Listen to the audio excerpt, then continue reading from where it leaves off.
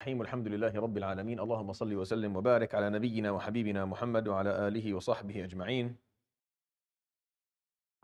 Most likely, there's only a week left of Ramadan, but probably next week, like today, we'll be praying a regular Isha the late night of Eid. Wallahu alam, yani. So it's almost over. Ayyaman ma'dudat. It's a very limited number of days, and they fly by quicker than you would want them to. Even though you get tired and you're hungry, and you know a lot is off. Just there's a lot of barakah in these nights that we will miss the moment they're over. There's definitely a good time in the month to renew your intention, and I will bore you with that inshallah tomorrow during Jumu'ah, but definitely a good time to do that inshallah. Allah accept from all of us. Okay, so we're going to start a new cluster of surahs today. As we finished with the Zumar, which is the last one from Ahzab to Zumar, talks about obedience and submission and following the commands of Allah subhanahu wa ta'ala. It looks at it from a couple of different angles. And Zumar talks about doing it through sincerity, which is the, kind of the epitome of obedience, is sincerity by far. There's no worship of the heart. There's no practice that is Islamically more important after Tawheed than sincerity, than ikhlas. Everything we do, we are trying to achieve sincerity. That's why we actually have the concept of intentions. Intentions matter because we're supposed to be trying to make sure that what we're doing is purely and sincerely for the sake of Allah subhanahu wa ta'ala. The following cluster of surahs spans from Ghafir to Al-Ahqaf. So Ghafir, Fussilat, Al-Shura, Al-Zukhruf, Al-Dukhan, Al-Jathi, Al-Ahqaf. So 7 surahs. And they're called Al-Hawamim because they all start with Hamim, all of them. And there are a number of similarities, and I explained these similarities back when I did the surah summary, so you can go back to them if you want to kind of see the lines that are the same. But what they talk about is they talk about da'wah. They talk about carrying da'wah to others, is performing and spreading the message of Allah subhanahu wa ta'ala and carrying that to people. The cluster earlier was not, carrying the message was not in terms of da'wah. Was as in taking the responsibility of practicing what Allah subhanahu wa ta'ala has given us and carrying that to the world in terms of our ethics, our practices, our values, our principles, and the rulings. This cluster talks about the concept of da'wah, of taking Islam to others and explaining it and bringing people closer to Allah subhanahu wa ta'ala. Each surah will look at this again from a different perspective. Surat Ghafir tells us, when you take it starts obviously the first one, so it talks about the concept of da'wah and being taken to those who don't agree with you, those who do argue in the signs of Allah subhanahu wa ta'ala, those who don't necessarily see eye to eye with you. And doing that in a way of humbleness and full commitment, and reminding yourself that as you do that, your connection with Allah subhanahu wa ta'ala has to be alive. I mean, you can't do that in disconnection. You can't take the da'wah to others if you are not yourself practicing the bare minimum of it. And that's what this surah is trying to explain. That you can't really expect others to listen to you or accept your da'wah if you are yourself not really connected to Allah subhanahu wa ta'ala, which is why the scholars historically have always looked at Surah Ghafir and said it's the surah of da'wah and dua. That's how they used to call it, the surah of da'wah and dua. And that's really very accurate because it talks about, the whole cluster talks about da'wah, but Surah Ghafir says you must be connected. Take it to those yujadiluna fi ayatillah, those who continue to argue against Allah subhanahu wa ta'ala's signs, meaning they're the ones who benefit from it. But make sure that you do it when you're fully connected to Allah subhanahu wa ta'ala with the proper amount of humbleness and sincerity. And that's what Surah Ghafir kind of explains. It's a very beautiful one. It's probably it's the longest one in this cluster. It's by far the prettiest of them all. Surah Fussilat, which I explain which I'm doing tafsir of on Saturdays and Sundays during this blessed month. It talks about da'wah through character, and how that's much more valuable than any form of da'wah that you'll ever do. I sit here and I'll run my mouth for hours upon hours, for years. It does very little when you compare it to someone who performs da'wah through character, through their ethics and their morals and how they actually behave around people. It's much more meaningful when behaviors are performing da'wah. And that's why you should never underestimate your ability to influence others and to perform da'wah. And that your performance of da'wah does not necessarily require you to memorize all of the things that I've and then sit and talk about it. What you're required to do is to practice Islam appropriately, is to make sure you bring the values and principles and ethics of Islam into your life, and that's the best form of da'wah that you can possibly perform. So you're not outside of the realm of da'wah. Just because you don't know, you don't memorize the Quran, or you don't know all the hadith, or you haven't understood all the fiqh, it doesn't mean you are probably more influential than you are more influential than you actually know. And what you can do with your character, with your practice, with where you are in life is more valuable than I can tell you what I'll be doing for the rest of mine. Surat Al-Shura talks about performing da'wah, but it looks at it from a little bit of a different perspective. It talks about the ability to perform da'wah, the requirements of performing da'wah, what you need, what you're going to need. What you're going to need is you're going to need some form of unity and some form of organization. You have to be organized in order for da'wah to work, and you have to have some degree of unity. You have to have some way to organize your work, which is what Surat Al-Shura talks about. And Shura means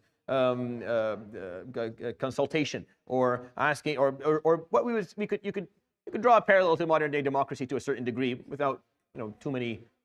There are glitches, obviously, but the concept is still there, which is you need that togetherness, you need that joint effort in order for da'wah to actually work, or it doesn't work. I mean, if people aren't willing to actually perform it in that manner, then it's not going to go very far. Surat Al-Zukhruf and Dukhan Al-Jathiyah, they don't talk about what helps. You see, Ghafir, Fussilat, and Shura gave it what helps. What helps you is your connection with Allah, Surat Ghafir, your character, Surat Fussilat, and your organization and your togetherness in Surat Al-Shura. What's not going to help is materialism, which is what Surat Al-Zukhruf talks about, and I explained that last year on Saturdays and Sundays during Ramadan.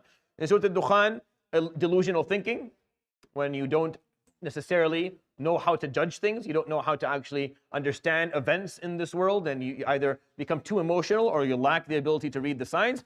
And Jathiyah, definitely you cannot perform da'wah if you have arrogance. Even if you're knowledgeable, if you have arrogance, you can't do it. And that's what Jathiyah tells us. And then Surat Al-Ahqaf tells us that no matter what you do, at the end, you can't control the outcome. Perform da'wah as much as you want, you can't control the outcome. It's like, إِنَّكَ لَا تَهْدِي مَنْ أَحْبَبْتَ, explained in a surah. Like that verse we talked about in Surat Al-Qasas, that verse is explained in a full surah in Surat Al-Ahqaf. You cannot control the outcome. You'll try your best, but you won't be able to. So perform your da'wah, make sure you use the points that you need. You use your connection with Allah, you use your good character, and you use your organization, and you stay away from materialism and delusional thinking and arrogance. But at the end, you can't control the outcome. The outcome will be whatever Allah subhanahu wa ta'ala destined it to be. You just have to do your point, your part. And you'll be surprised who will respond to you and who won't. And we'll talk about that tomorrow, because Surat Al-Ahqaf is not actually covered here today, but we'll talk about it tomorrow. So we'll start, inshallah, with the first, let's do 67 of Surat Al-Zumar. Do 67.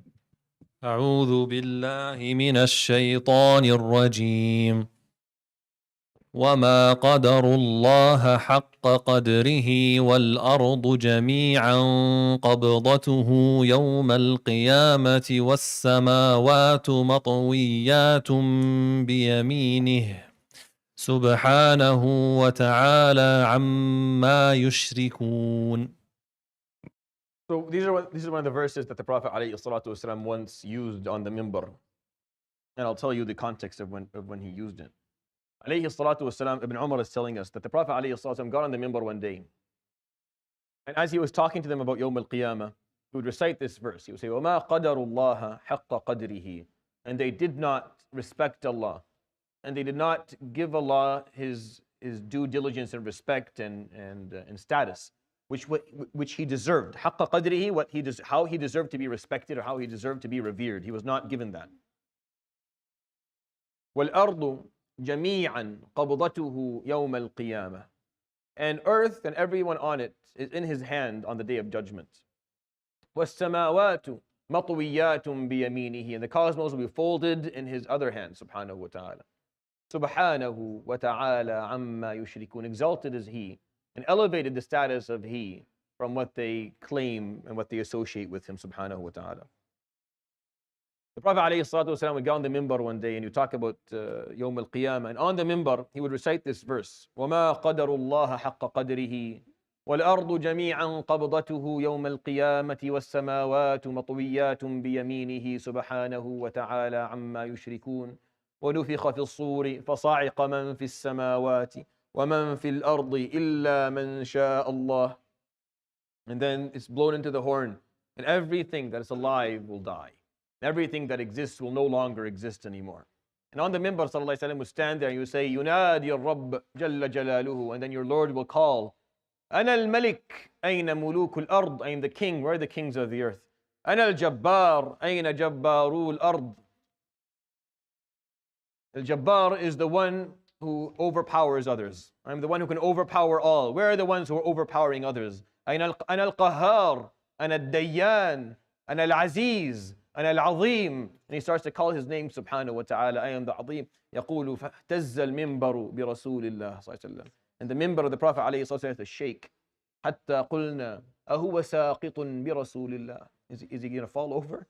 It looks like the minbar is not going to carry him anymore. It's going to fall over. Now, whether it was the minbar shaking or was the Prophet ﷺ, as he said these words, as he imagined or he thought of the day where nothing will exist but Allah subhanahu wa ta'ala. Where نُفِخَ فِي الصُّورِ فَصَاعِقَ, everything is gone. You're awake and then you're not. You're not. It's really, really quick. Everyone's alive and around and talking and looking at each other and speaking and thinking, and then nothing's around anymore.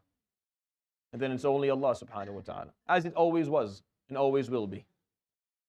See, if you figure out this simple truth, life becomes much easier for you. Not only was it always only Allah subhanahu wa ta'ala, not only will it always be only Allah subhanahu wa ta'ala, even right now, it's only Allah subhanahu wa ta'ala. Even with our existence, it's only Allah. We're very simple. We're very small creation. We don't have a lot of strength. We don't have a lot of pull. We're just floating around on this blue and green planet somewhere in the universe for a very short period of time. This very small window of time that we've been offered, a few spins around the sun, and get off the ride and you go home. It's very simple. It's not Allah subhanahu wa ta'ala. It's always been Allah. There's nothing else. He is the center of all of this. Nothing else matters. No one else. No one is the hero of any story. It's Allah subhanahu wa ta'ala. It's not about me or you or anyone else for that matter. It's about Allah subhanahu wa ta'ala. It always has been. وَمَا قَدَرُ اللَّهَ حَقَّ قَدْرِهِ. They did not respect him the way he should have been respected. They did not give him the status that he deserves to have. But they don't know that the earth will be in his fist and the cosmos are folded in his right hand on the day of judgment. That's it. Everything is gone. Allah subhanahu wa ta'ala takes back what he made, and he simplifies it to the point where you, at that moment, you have nothing, you feel completely helpless. Though the question is that the reality of that helplessness exists right now. It's not different. It's just we're living in illusion that we think. No, it's simple. We're just as in need of him subhanahu wa ta'ala now as we will be on that moment where everything ceases to exist the way it always had. وَنُفِخَ فِي الصُّورِ. And then someone blows into the horn and everything is gone. Everything just doesn't exist anymore. We all go to sleep. Not a dream sleep. No. Not a REM sleep where you're seeing something, you're still conscious. No, when you're not there at all. And he calls subhanahu wa ta'ala, where are you now? Where are you now? Where are the kings now? Where are the oppressors now? Where are the tyrants now? Where are the ones who had power and had? Where are they? Oh, they're not there anymore. They never were. They never were. They just didn't understand it at the time. The human being has such a strong ability to kind of lose that attachment to reality. May Allah subhanahu wa ta'ala grant us any clarity. Allahumma ameen. And these verses are probably some of the most beautiful verses in the entirety of the Quran. Not only should you read that verse, you should read the ones before it and after it and take time to actually absorb their meanings. They're very much worth your time. Let's do ayah 29 of Surat Al-Ghafir. 29, if whoever has it. Who has the...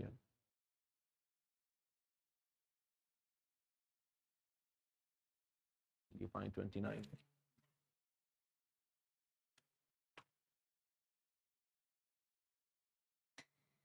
يا قوم إنما هذه الحياة الدنيا متاع وإن الآخرة هي دار القرار. This part of the Surah Ghafir, it tells us the story of Mu'min Ali Fir'aun. Mu'min al Fir'aun is a gentleman who was a believer amongst Fir'aun's posse, his group, his very close group, his advisors, his ministers, whatever you want to call them. He was from Al Fir'aun. And this gentleman, if you go back to the story initially from Musa alayhi salam, he's the one who told Musa, وَجَاءَ رَجُلٌ من أقصى المدينة يسعى قال يا موسى إن الملأ يأتمرون بك ليقتلوك فاخرج إني لك من الناصحين. He came and told him, by the way, they are contemplating killing you. There's a conspiracy going around. They want to kill you. So get out. So he's the one who told Musa alayhi salam, leave before they kill you. After the kerfuffle that happened between him and one of his with a friend, one of the people from Al Fir'aun. And because of that, Musa alayhi salam left Egypt and went and he stayed in Madian. We think it's with Shu'aib alayhi salam. There's no actual concrete evidence that it was Shu'aib, but it was a wise and knowledgeable man of Madian, and that's where he got married, and that's where he, on his way back, got revelation. This is where Musa alayhi salam became who became. However, when he came back, Mu'min al-Fir'aun was still a believer, but he didn't have the ability to actually talk about it. He couldn't say it out loud. These verses in Surah Ghafir that you can recite, that we'll be reciting today, it shows us the encounter that Mu'min al-Fir'aun has with the people, with his own people. And he says, وَقَالَ الَّذِي آمَنَ يَا قَوْمِ اتَّبِعُونِ أَهْدِكُمْ سَبِيلَ الرَّشَادِ. He says, oh my people, follow me. I will guide you to this path of righteousness, or the path that will take you to a safe destination, al-Rashad. يَا قَوْمِ إِنَّمَا هَذِهِ الْحَيَاةُ الدُّنْيَا مَتَاعٌ. Indeed, all this life is, all this hayat dunya is, all it is mata', meaning it's just short-lived moments of joy. That's all there, just short-lived moments of pleasure that die off really quickly, and then you forget what they were like, and you can't really go back to them, and you can't relive them again, and they're not necessary, and they don't last forever, and they don't grant you any fulfillment that you're looking for. That's what mata' is. Mata' is just something that's there, that you enjoy for a short period of time. وَإِنَّ الْآخِرَةَ هِيَ دَارُ الْقَرَارِ. And indeed, the hereafter is the destination that stays forever. قَرَّ, meaning you're stuck where you are. This is where you're, al-mustaqar, that comes from the same root of qarar, is the place that you're going to be there permanently. It's not a temporary destination, it's a permanent one. And you think about it, Mu'min al-Fir'aun, the reason I brought this ayah, Mu'min al-Fir'aun didn't really know a lot. Like, he wasn't someone who was extremely knowledgeable. He had only spent with Musa alayhi salam a very short period of time. He was a believer based on just simple truths. And you don't really require to perform da'wah more than the simple basic truths of existence. You don't really need to know every detail of what the deen tells you. You don't have to memorize every aspect of the Quran. Every ayah, you just have to know the basics. The basics are that this hayat ad-dunya, it's not long lasted. It doesn't stick around forever. Everything in it is short-lived. Everything in it ends really quickly and is forgotten and moves on.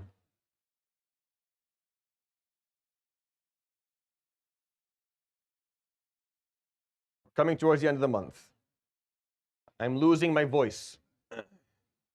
I don't want to raise my voice when I'm talking, so I would appreciate it if Jazakumullah khair would maybe keep it down. This is a very small space, so honestly, if there's two people talking in it, no one, it's audible. It's very, very audible. So I would ask, kindly, if everyone could keep it down just a little bit, barakallah feekum, to make it easier for us, especially in this space here. Like, I don't think people should be talking in the other space either. If the dars is going on, I don't think it's appropriate because others want to listen. But definitely in this space, it's hard for me to hear myself if people are talking. Jazakumullah khair. And what I like about what Mu'min al-Fir'aun does in these verses, and you can listen when you listen to them, they're recited, that he doesn't really state any facts that require a deep or profound amount of Islamic knowledge. He's just saying simple stuff that everyone knows. من عمل صالحا من ذكر أو أنثى وهو مؤمن فأولئك يدخلون الجنة يرزقون فيها بغير حساب. If you perform the right deeds, whether you're male or female, you believe in Allah, you enter Jannah. ويا قومي ما لي أدعوكم إلى النجاة وتدعونني إلى النار. Why is it that I call you to something that will save you, and you're calling me to nar? You're trying to pull me towards something that will take me to the hellfire. At the end of these words, at the end of these verses, Mu'min al-Fir'aun will say, فَسَتَذْكُرُونَ ما أقول لكم. Many imams during Jum'ah will use this ayah at the end instead of إن الله يأمر بالعدل. He'll use this فستذكرون ما أقول لكم. You'll remember what I'm telling you one day. وأفوض أمري إلى الله. And I put my matter in the hands of Allah subhanahu wa ta'ala. The verses say that Allah subhanahu wa ta'ala saved Mu'min al-Fir'aun. He didn't get killed. That's what the verses point out. فوقاه الله سيئات ما مكروا وحاق بآل فرعون سوء العذاب. Because Mu'min al-Fir'aun, when he did this, he knew that there was a very high possibility that he was going to be killed after saying these words. But he said them anyway. رضي الله عنه وعليه السلام. Let's go to ayah number 60 of Surah Ghafir. Ghafir. Ghafir. Sorry. وقال ربكم ادعوني أستجب لكم إن الذين يستكبرون عن عبادتي سيدخلون جهنم داخرين. This ayah is very appropriate for these last couple of nights of Ramadan. وَقَالَ رَبُّكُمْ, and your Lord says, أُدْعُونِي أَسْتَجِبْ لَكُمْ, call upon me, supplicate me, and I will respond to you. This is a promise that you're getting. You call upon me, and I will respond to you. I will accept your supplication, whatever it may be. You just perform your dua, and I will astajib lakum, and I will respond to you. This is a beautiful promise that we are offered from Allah subhanahu wa ta'ala. What you really need to pay attention to in this ayah is the latter, I mean the last piece of it, the end of it, where he says, إِنَّ الَّذِينَ يَسْتَكْبِرُونَ عَنْ عِبَادَتِي سَيَدْخُلُونَ جَهَنَّمَ دَاخِرِينَ. Indeed, those who are too arrogant to serve me or worship me will enter Jahannam in a state of humiliation. That's what he's saying, subhanahu wa ta'ala. Now, when you look at the two pieces of this verse, you may wonder, are they even connected? And your Lord says, supplicate me and I'll respond to you. Indeed, those who are too arrogant to worship me will enter Jahannam in a state of humiliation. Are they even connected? And the reality is that they're very much connected. You see, Allah subhanahu wa ta'ala sees dua as the central piece of worship. That's why the Prophet ﷺ's hadith in Tirmidhi and Nasa'i and others, ad-du'a'u huwa al-ibadah. Supplication is the essence of worship, of rituals. When you're performing any ritual, the essence of it is the fact that you're given the opportunity to speak to Allah subhanahu wa ta'ala. The design of all acts of all the rituals that we have are there so that you can speak to Allah subhanahu wa ta'ala and perform dua. It's the essence, the point of it all. For example, prayer specifically, very simply, the point of it all is that you speak to Allah subhanahu wa ta'ala. And dua is not just asking for stuff. Dua is any form of conversation you have with Allah subhanahu wa ta'ala. Technically speaking, reciting the Quran is a form of dua. Tasbih, invocation, is a form of dua. Anything that you communicate with Allah subhanahu wa ta'ala through is a form of dua. So, وَقَالَ رَبُّكُمْ ud'uni, and your Lord said, call upon me, and I'll respond to you. And if you choose not to, then the reason that you didn't is out of arrogance. You were too arrogant to worship. And if that's the case, then the only place that's going to be waiting is Jahannam, wal-'iyadhu billah. It's as if, this is what he's saying, subhanahu wa ta'ala. He's comparing the act of dua with being too arrogant to worship God. He's saying that this is opposite of this. That's what he's saying, subhanahu wa ta'ala. That's how he's putting it, Jalla Jalaluhu. That if I ask you because if you think about it, it's actually quite accurate. So you're saying Allah subhanahu wa ta'ala, Malikul Mulk, is offering you to speak to him and to supplicate him. And he's saying, anytime, call upon me any time of the day, and I will respond to you. And then you don't. And then you decide not to. You have someone else that's going to give you what you need. Is there someone else that has the ability to offer you what it is that you hope for, or protect you from that which you fear besides Allah? And if no, then what is it? What is the reason? What would possibly be the reason that Allah subhanahu wa ta'ala is offering you, here, talk to me, speak to me, and I will respond to you. I guarantee it for you. And then you decide not to. You decide not to. It's not understandable. So what he says, subhanahu wa ta'ala, إِنَّ الَّذِينَ يَسْتَكْبِرُونَ عَنْ عِبَادَتِي, those who are too arrogant to worship me will enter Jahannam, wal-'iyadhu billah. So not only is he giving you a promise when it comes to dua, he promises you make dua and I'll respond to you. He's also saying if you don't make dua, then this is similar to the ayah we explained from Surat Al-Furqan. قُلْ مَا يَعْبَأُ بِكُمْ رَبِّي لَوْلَا دُعَاؤُكُمْ فَقَدْ كَذَّبْتُمْ فَسَوْفَ يَكُونُ لِزَامًا. Dua is not a simple act of worship. It's the essence of it all. You're commanded to do it. You're promised a response, and you're warned if you don't do this, then there's nothing. There's no connection. There's no relationship with Allah subhanahu wa ta'ala. You can be the best person in the world. If you don't have a relationship with Allah subhanahu wa ta'ala, Yawm al-Qiyamah, you'll be quite lost. If you didn't speak to Allah and you weren't in connection or communication with Allah subhanahu wa ta'ala throughout your life, where you're explaining your intentions and why you're doing what you're doing, Yawm al-Qiyamah won't be an easy ride. So make sure that you use these nights, these last 7 nights that we have, if they're even 7. Make sure that you use them properly and learn the art of making dua. If you haven't done that yet, and if it's not something that you have perfected, if it's still something you struggle with and you can get a little bit of it in and then you fall out again, learn to do it, because the important part of dua is that it's continuous. You start it in Ramadan and then you continue making dua till the end of your life. To the day you meet Allah subhanahu wa ta'ala. It's like you begin a communication with Allah subhanahu wa ta'ala that never ends until you're gone. And that's what's meaningful. When we pray and when we perform rituals and there's no actual communication with Allah subhanahu wa ta'ala, we're just going through the motions because this is the culture and it's the time for it. That's not what Allah subhanahu wa ta'ala is looking for. He's looking for a connection. Speak to Allah subhanahu wa ta'ala and use these nights to build that if it hasn't been built already. Allah subhanahu wa ta'ala salama. Okay, let's do, we're not going to read the 13 verses of Surat Al-Shura, that's too many. Let's do 33 to 34 of Surat Al-Shura if someone has the...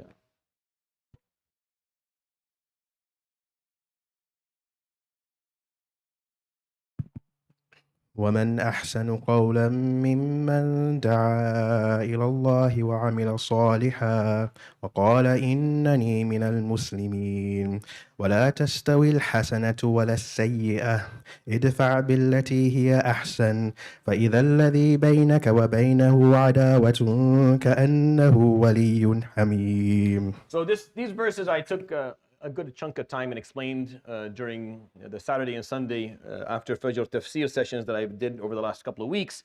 But I think it's worthy, even if we did that, to take a moment and just reflect upon them a little bit. Surat Fussilat tells us, as this whole cluster talks about da'wah, Surat Fussilat just points out that da'wah through character is just better.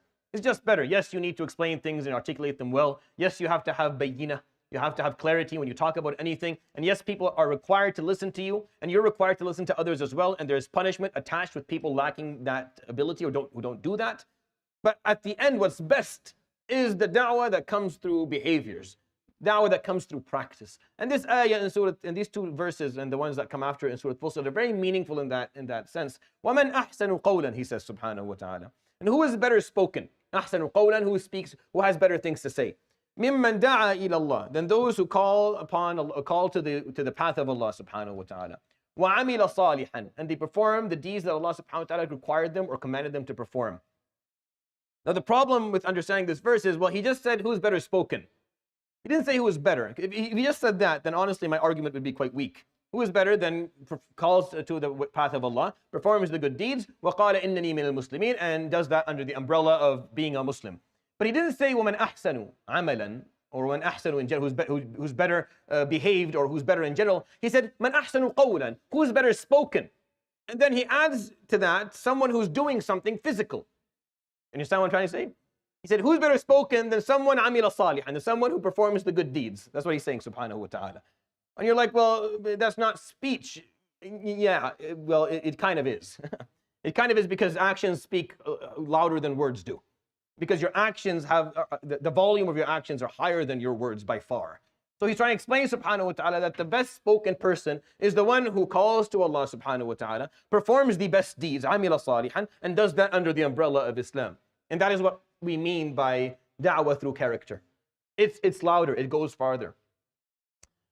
I think they took a snippet out of one of the halaqat that I did on this, and they put it online somewhere.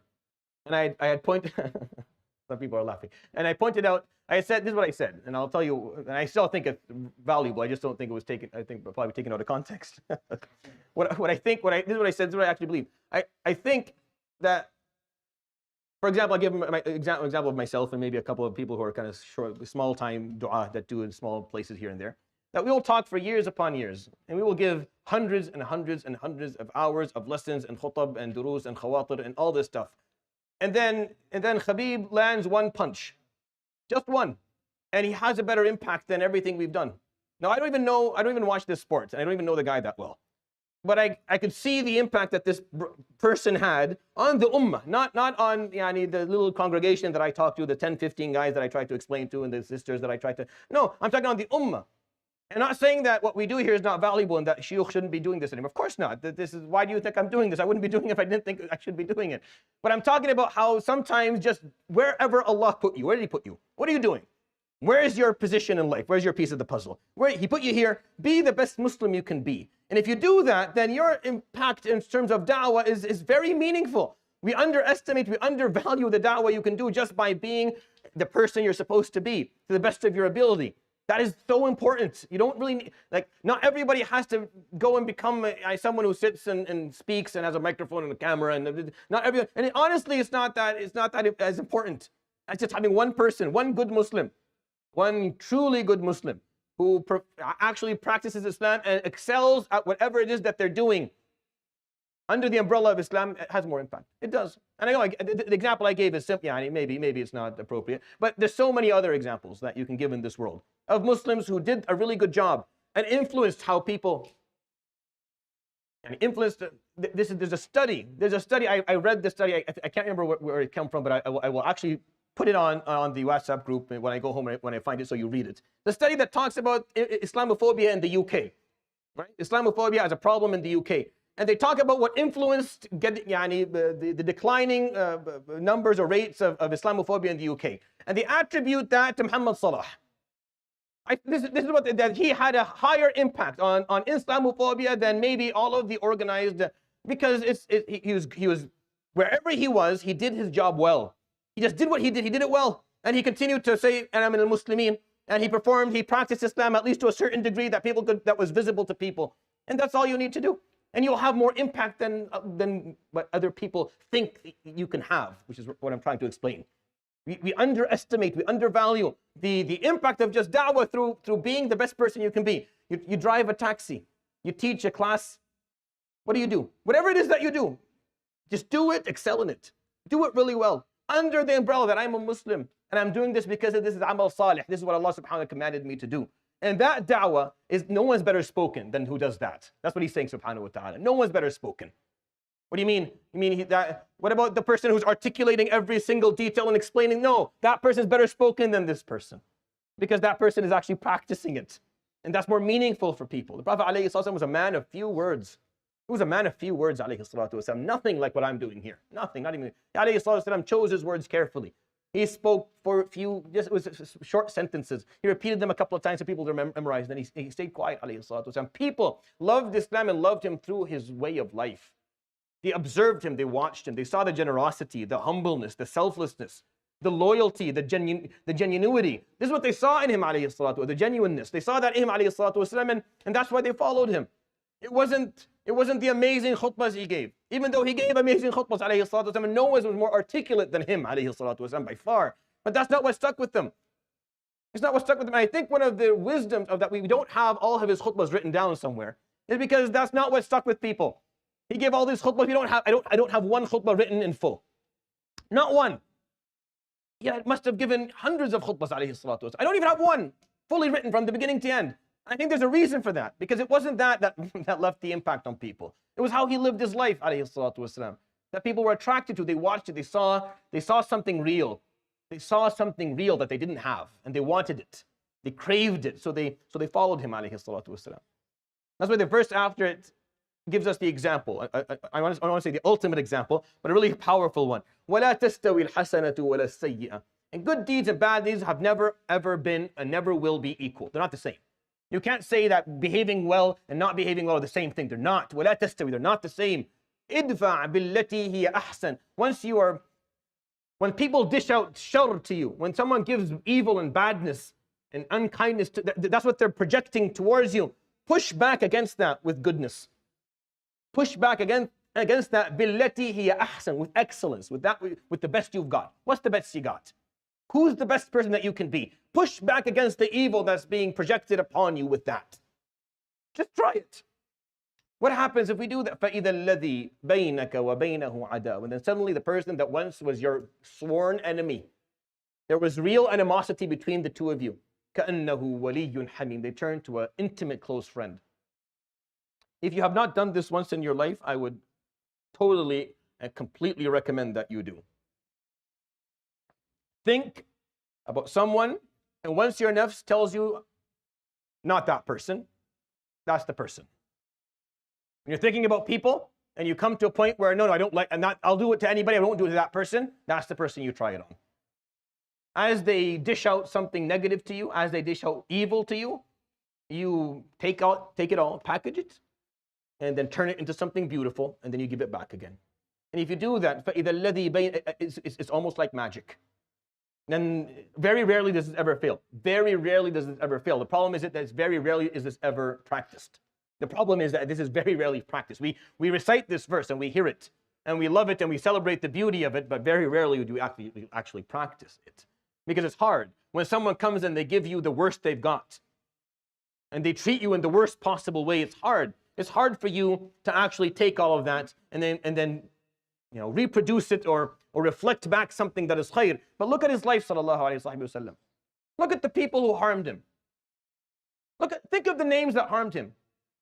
Umar ibn al-Khattab, Khalid ibn al-Walid, Amr ibn al-As. These are names of people who oppressed him, alayhi salatu wasalam, physically and socially and financially. Radiyallahu anhum ajma'een. Why do you think I can say that about them right now? Because alayhi salatu wasalam took that evil and he projected goodness back. And he kept on doing that until they submitted, until they gave up, until they could not continue to be evil anymore.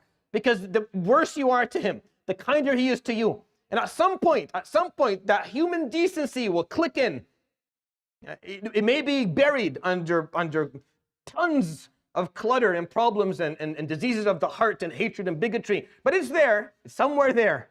And if you're patient enough, and if they continue to shovel all that garbage your way, and you continue to project goodness back, at some point it'll click in, and they'll realize that this is not, and they'll start seeing the light in what you're doing. And that's why they believed in him, alayhi salatu wasalam. He never gave up. Umar ibn al-Khattab would walk behind him telling people not to listen to him, or he'll beat them up. And the Prophet ﷺ would turn to him and say, Ya Umar, ala tatrukuni laylan wala nahara. You don't leave me day or night, leave me alone. And he's walking behind him. And still the Prophet ﷺ would say, Allahumma a'izz al-Islam bi ahad al-Umarain. Grant Islam izzah with one of the two Umars. And he was hoping Umar al-Khattab would accept Islam. And he did. Why would he hope? Why would he hope? I mean, someone who's treating you that way, calling you those names, demeaning you, why would you hope any of this happens? But he did, alayhi salatu wasalam. Why? Because la tastawi al-hasanatu wala sayyi'ah. Because good and bad deeds aren't equal. Push back against the bad with the good, and you'll be surprised what happens later. You'll be very surprised what happens later. It takes, that's why the verse after it, وَمَا يُلَقَّاهَا إِلَّا الَّذِينَ صَبَرُوا. Not everyone can do this though. Only those who are truly perseverant will be given the ability to do this. وَمَا يُلَقَّاهَا إِلَّا ذُو حَظٍّ عَظِيمٍ. And only those who are given a fair share from Allah of good ethics are able to actually practice this. It's not something anyone can do. You have to be truly perseverant. And you have to be given by Allah subhanahu wa ta'ala a good share of good ethics, a generous share of it to actually be able to project goodness when badness is being channeled and tunneled your way.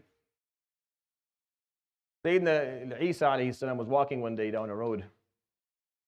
And Isa alayhi salam was probably one of the most known names that were persecuted throughout history. So a man, as he was walking down the street, would call upon him and call him, "Oh, son of this." Use a bad word. Call him a bastard, alayhi salatu wassalam. So Isa alayhi salam would turn to him and he would say, Allahu, ya barakallahu feek, jazakallah khair, Allah iftah alayk. So the Hawari who was walking beside the apostle turns to Isa and is like, I don't think you heard him. He was like cursing your mother, basically.